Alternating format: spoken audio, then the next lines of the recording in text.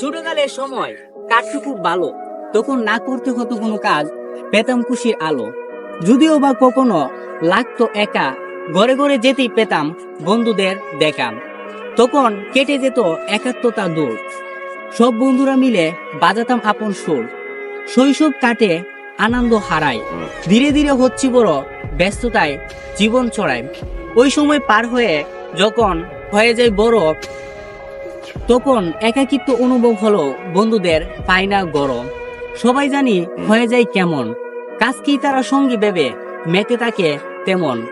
বড় হলে কাজ করতে হবে, এটাই স্বাভাবিক, তার আগে ওই বোঝাটা ধরে নেয় আমাদের ঠিক।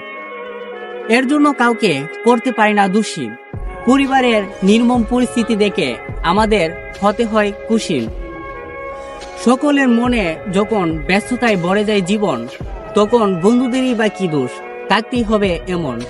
কখনো কখনো চিন্তা করি, যদি পারতাম যেতে ছোটকালে, তাহলে সব বন্ধুরা একসাথে থাকতাম আনন্দে দুলে। কিন্তু বাস্তবতার কাছে ওই কল্পনা আর নাহি যে আসে ফিরে। সব বন্ধুরা জীবন সংগ্রাম নিয়ে ব্যস্ততায় থাকে অনেক দূরে।